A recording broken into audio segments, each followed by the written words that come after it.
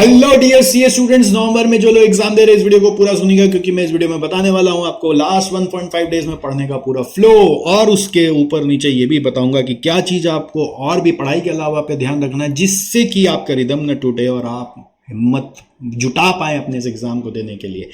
सबसे पहले एक चीज ध्यान रखो, ये एग्जाम नहीं है दोस्त, ये एग्जाम का फेस्टिवल है। इसको सेलिब्रेट करो, ऐसा मस्ती में रहो कि जैसे कि आप कुछ सेलिब्रेशन में जा रहे हो, ना कि अरे भाई आपका एग्जाम हो रहा है और आप पूरे बर्बाद होने जा रहे हो। ऐसा कभी नहीं सोचना। एग्जाम को जितना एंजॉय करोगे इतना एग्जाम आपको उतना रिजल्ट देगा। अभी तो आपका एग्जाम आ रहा है तो खुशियां चारों तरफ फैल जानी चाहिए, ना कि मातम चारों तरफ फैल जाना चाहिए। एकदम खुशी से जितना आप इसको पॉजिटिवली लोगे उतना आपके आसपास के घर वाले भी पॉजिटिवली लेंगे।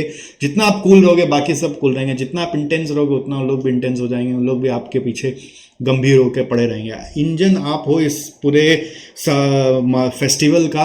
जैसा चलेगा इंजन वैसे चलेगी बॉगी। तो आपको इसको ड्राइव करना है और बहुत खुशी से ड्राइव करना है, जैसे कि जंग जीतने जा रहे हो और जीत आपकी होने वाली है, इस तरीके से। नेक्स्ट बात आती है, देखो सब्जेक्ट जब पकड़ोगे ना तो सब्जेक्ट के लिए एक फ्लो है पढ़ने का। कोई भी सब्जेक्ट पढ़ो आप, चाहे मेरा सब्जेक्ट चाहे किसी का भी सब्जेक्ट, चाहे कोई भी सब्जेक्ट आप पढ़ो 1.5 डेज में। सबसे पहला क्या करोगे, समरी नोट्स आपने बना रखा हर चैप्टर का, उस समरी नोट्स को खोलोगे और उसको कॉन्सेप्ट्स को गो थ्रू करोगे। कॉन्सेप्ट गो थ्रू करने का सिस्टम क्या है, हेडिंग देखोगे और उसका पॉइंट याद करोगे। ऐसे नहीं कि हेडिंग देखा और नीचे भी पढ़ने लग गए, जैसे कि फर्स्ट टाइम पढ़ रहे हैं। बहुत बार बच्चे ये करते हैं। मान लीजिए अगर ऐसा हो रहा है, आप हेडिंग पढ़ो और आप एकदम नीचे ही पढ़ने लगे, फिर हेडिंग पढ़ने लगे नीचे पढ़ने लगे, ऐसा हो रहा है तो इसका मतलब माइंड है ना थोड़ा सा भरा हुआ है, उसको न्यूट्रल करना पड़ेगा। वो न्यूट्रलाइज कैसे करना है उसका तरीका है, वो सब उसके बारे में बात करेंगे, बट माइंड न्यूट्रल करना पड़ेगा। नहीं तो अभी ये समय पे ऐसे नहीं होता है कि आप हेडिंग भी पढ़ रहे हो नीचे भी पढ़ो जैसे कुछ याद नहीं आ रहा। ऐसे नहीं हो सकता। वो माइंड में ना नेगेटिविटीज भरी हो, नेगेटिविटीज कैसे हटाना मैं बाद में बताता हूँ। पहले आप ये समझो कि आपको हेडिंग पढ़ना और नीचे का पॉइंट रिकॉल करना है। नहीं, हेडिंग पढ़ना है, नीचे का पॉइंट रिकॉल करना है कि हेडिंग पढ़ा और मेरे को याद आ गया, हेडिंग पढ़ा मेरे को याद आ गया। अगर एक वर्ड भी याद आए तो भी कुछ आगे बढ़ गया। ऐसा नहीं सोचना कि पूरा पूरा याद आ जाए, ये सोचना कि कुछ तो याद आए मेरे को, फिर बाकी पढ़ लेना। पहले अपने दिमाग को कसरत करवाना, फिर उसको फूड देना। ठीक है, पहले बोलना थोड़ा नाटक कर, मतलब याद करके बता और फिर रिकॉल करके बता और फिर मैं तेरे को पूरा पढ़ा दूंगा। इस तरह से चलाना है। फिर इंपॉर्टेंट क्वेश्चंस का लिस्ट आपने बना रखा होगा, मार्क कर रखा होगा, तो वो इंपॉर्टेंट क्वेश्चन का लिस्ट में भी वही तरीका, क्वेश्चन पढ़ना है, उसका ट्रिक देखना है कि कौन सा ट्रिक था और उस ट्रिक का सोल्यूशन याद करना है कि अच्छा ये सोल्यूशन था, हाँ याद आ गया तो वेरी गुड, नेक्स्ट। इस तरह से आगे बढ़ते चले जाना है। याद नहीं आए तो कुछ तो कोशिश करना है और उसके बाद उसको बताना है कि ये आंसर होगा। देखो फिर उसके बाद आप हर चैप्टर का भूलिएगा नहीं, ये बहुत इंपॉर्टेंट है। कम से कम बड़ा चैप्टर है, अगर कोई बड़ा क्वेश्चन है मान लीजिए जो 1 घंटा आधा आधा घंटा से ज़्यादा ले लेता है, तो उसका एक क्वेश्चन तो हर चैप्टर का करना ही है। और अगर हो सके तो छोटा चैप्टर है तो 2-3 क्वेश्चन हर चैप्टर का हाथ से डे बिफोर एग्जाम करना है। और अगर आप ज्यादा फोकस समरी नोट्स पे नहीं करके ना, समरी नोट्स को फटाफट करके रन थ्रू करके क्वेश्चंस पे फोकस बढ़ा दीजिएगा। क्या होता है आप लोग गड़बड़ क्या करते हैं पता है, डे बिफोर एग्जाम आप खाली कॉन्सेप्ट ही कॉन्सेप्ट पढ़ने लग जाते हैं। आप तो मेन किताब उठा के पढ़ने लगते हो, समरी नोट्स से नहीं पढ़ते हो, मेन किताब से पढ़ने लग जाते हो। इसके कारण क्या होता है पता है, मेन किताब से आप जब पढ़ते हो तो आपका चैप्टर्स ही खत्म नहीं होता और आप बहुत अंडर कॉन्फिडेंट हो जाते हो। आपको समरी नोट्स से पढ़ना है, और समरी नोट्स नहीं तो साइड नोट्स जो भी है क्लास का कॉन्सेप्ट नोट्स है बस उतना ही पढ़ना है, और ज्यादा मेन किताब उठा के अभी नहीं पढ़ना डे बिफोर एग्जाम। और क्वेश्चन आप देखते ही नहीं, आप बोलते क्वेश्चन तो एग्जाम में आएगा कर लेंगे, बट एग्जाम में क्वेश्चन आता समझ नहीं आता। तो इसलिए क्वेश्चन पे फोकस करना ज्यादा जरूरी है। डिटेल में क्वेश्चन के बहाने अपने आप समरी नोट्स कवर हो जाएगा। ठीक है, फिर एमसीक्यू और थ्योरी को बहुत बच्चे निगलेक्ट करके चलते हैं, उसको नेक्स्ट डे मॉर्निंग के लिए रिजर्व रखो और उसका भी रिवीजन लगेगा। उसमें भी जो जो इंपॉर्टेंट एमसीक्यूज आज तक पढ़े हो वो सबको रिवाइज करना है, और थ्योरी भी जो जो इंपॉर्टेंट थ्योरी उसका भी वही हेडिंग रख के पॉइंट्स याद करना है। तो ये जरूरी है और उसको नेक्स्ट डे सुबह के लिए रिजर्व रखो, और ये ज्यादा जरूरी है। नेक्स्ट पास्ट पेपर देख लेना। अगर अभी तक आपने कोई भी पास्ट पेपर नहीं देखा है तो कम से कम 2 टर्म का पास्ट पेपर बैठ के ना 1 घंटा लगेगा, उसको देखना जरूर, अपने शेड्यूल में जरूर रखना। इससे आपको पता चलेगा कि आपका किस तरह का क्वेश्चन एग्जाम में आता है। अगर देखा हुआ है तो बहुत अच्छी बात है, फिर भी एक बार नजर से निकाल लेना कि हाँ इस तरह का पेपर आता है, सो दैट आपके माइंड में ना एक फ्रेमवर्क पेपर का पहले से बन जाए कि हाँ इस तरह से पोजीशन होकर क्या क्या क्वेश्चन आता है।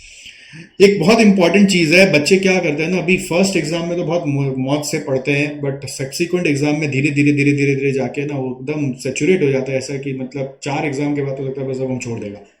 तो वो अप्रोच आपके साथ ना आ जाए, वो प्रॉब्लम आपके साथ ना आ जाए, इसलिए मैं एक सजेशन दे रहा हूँ, ब्रेक ले लेके पढ़ो। आप नॉर्मली ब्रेक कब लेते हो, जब पूरा बैटरी मूवमेंट का खत्म हो जाता है तब जाके ब्रेक लेते हो, ऐसा नहीं। आपको ब्रेक लेना है जब आधा खत्म हो जाए तभी। तो उसके लिए एक सिस्टमेटिक ब्रेक सिस्टम बनाना पड़ेगा कि हर 3 घंटा में आधा घंटा का ब्रेक एक माइंड में फिक्स ही कर लीजिए। 3 घंटा हो गया, घड़ी देख के आधा घंटा ब्रेक लीजिए, रिजुवनेट होइए, फिर आके 3 घंटा पढ़ोगे ना, आप देखना इस प्रोसेस से चलोगे तो आप थकोगे नहीं। मतलब आप 8 दिन या 16 दिन जो का एग्जाम है, आप 16 दिन पूरा एकदम चार्ज अप रहोगे, आपको एक बार भी महसूस नहीं होगा। आप 18-18 घंटा खींच लोगे तो कोई बड़ी बात नहीं है। इस आधा घंटा का ब्रेक में भी क्या क्या करना है, मोबाइल प्लीज मत करना, रील फील में मत घुस जाना। क्या क्या करना है ध्यान दे देना, एक्सरसाइज करो, स्ट्रेचिंग करो, डीप ब्रीदिंग करो, थोड़ा पावर नैप ले सकते हो। एकदम बेड पे ऐसे जाके ना लेट जाओ, ऐसे जाके बस बेड पे कुछ नहीं, एकदम चार हाथ दोनों फैला के, बेड नहीं तो जमीन पे लेट जाओ एकदम, बस एकदम हाथ पे फैला के आंख बंद करके थोड़ा सा रिलैक्स करो। Let the negativities flow outside your body, ऐसा इमेजिन करके रिलैक्स करो। पेरेंट्स के साथ रहते हो, थोड़ा उनके साथ इमोशनल बातें करो, शेयर करो, हक करो, उनको किस करो, जो भी। और उनको बोलो थोड़ा हेड पे ना मसाज वसाज कर दे, तेल वेल लगा दे, चंपी कर दे आपका, जिससे कि आपके अंदर नेगेटिव एनर्जी थोड़ा सा कम हो जाए। माइंड है ना एक्टिव हो जाता है उससे। और हेल्दी फूड खाना, ध्यान रखना, ज़्यादा ये स्नैक्स कूड़ा कचरा मत खा लेना। हेल्दी फूड ज़्यादा, हम लोगों को फ्राइड फूड में नहीं जाना है। और जो भी खाना है ना, ध्यान रखना, अगर आप 3 खाते हो 2 खाओगे, 2 खाते हो 1.5 खाओगे, ऐसा सिस्टम पे चलोगे। थोड़ा कम खाओगे जिससे कि आप ज़्यादा खींच सको। थोड़ा थोड़ा बीच बीच में भूख लगेगा, बट भूख में जो भी खाना है, फ्रूट्स ज़्यादा खाओ, आप वेजिटेबल्स खाओ, आप ड्राई फ्रूट्स खाओ, जिससे कि आपको एनर्जी बराबर मिलती रहे और कहीं अननेसेसरी पेट पे प्रेशर ना पड़े, जिससे कि दिमाग वहाँ डाइवर्ट हो जाएगा। क्योंकि जहाँ ज़्यादा खाना खा लोगे या ऊट पटांग खा लोगे तो दिमाग पहले वहाँ डाइवर्ट हो जाएगा, आपको पढ़ाई के लिए दिमाग बचेगा नहीं। तो इस चीज़ का भी आपको खासम खास गाइस ध्यान रखना है। एट नाइट बिफोर स्लीपिंग बहुत बार प्रॉब्लम देखा गया बच्चों के साथ कि नींद नहीं आती है लास्ट मोमेंट पे, और इसके कारण क्या होता है, सर पकड़ लेता है और अगला दिन खराब हो जाता है। तो अगर ऐसा होता है तो रात में सोने के पहले ना 10 मिनट बेड पे बैठ के डीप ब्रीदिंग का 100 बार ऐसे करके आप सोगे ना, तो it will help you to relax immediately and get your sleep.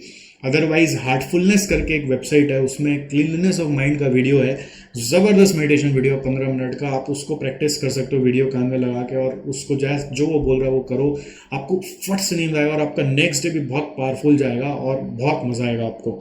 और एक सीक्रेट बता देता हूँ, अगर कभी भी किसी भी दिन नींद नहीं आ रहा हो, ऑडिट का किताब लेके बैठ सकते हो, ठीक है। 4 शब्द पढ़ो नींद आता है, ऐसे कोई थ्योरी सब्जेक्ट जो बोरिंग लगता है, नॉट जस्ट ऑडिट, ऑडिट से मेरा कोई दुश्मनी नहीं, मेरा पर्सनली ऑडिट के साथ वैसा ही रिश्ता रहा है।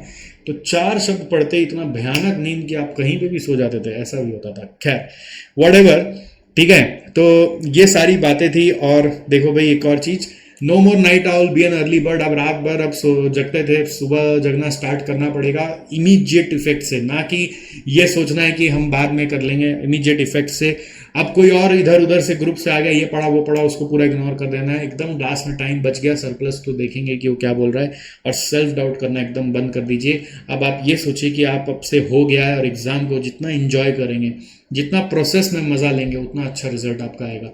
आप यहाँ पे डाउटफुल हो जाएंगे ना, तो कोई आपको रिजल्ट में भी कोई आपको हेल्प नहीं कर पाएगा। तो यहाँ पे एकदम प्रोसेस पूरा फॉलो करिए, एकदम मजे से करिए। कर्मण्येवाधिकारस्ते माँ फलेषु कदाचन वाला सिस्टम पे चले जाइए।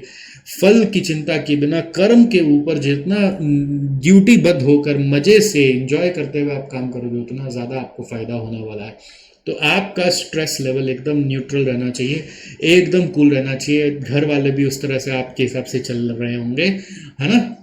और ये नहीं कि टाइम इधर उधर वेस्ट करो, पढ़ाई के साथ बिताओ, और ये 6 महीना आपका ज़िंदगी बदल के रख सकता है। All the best. इसके अलावा कोई भी तरह का हेल्प चाहिए, असिस्टेंस चाहिए, तो प्लीज़ कनेक्ट। सारे इंपॉर्टेंट क्वेश्चंस हमारे SCMP के, इंटर कॉस्ट के, FM के, जो भी सब्जेक्ट मैं पढ़ाता हूँ वो सब मैंने अपने ग्रुप्स में टेलीग्राम में सब शेयर कर दिए। पहले भी बहुत सारे वीडियो सीरीज़ बनाए, आप अगर उनमें से जाके निकालना चाहते हो निकाल लो। सारे रिसोर्सेज हर सब्जेक्ट का है ना, इकट्ठा करके रख लो कि अब इस सब्जेक्ट का एक दिन पहले मेरे को यही पढ़ना है, बस और कुछ नहीं पढ़ना है। अब वो नया चीज़ पे नहीं घुसना है, जो करना है उसकी एक तैयारी करके रिसोर्सेज सब्जेक्ट वाइज इकट्ठा करके रख दो, और उसी पे दिमाग लगाना, उसका लिस्ट बना के रख दो, बस उसी पे फोकस करना है, दैट्स इट। जो पढ़ा उस पे जाना है।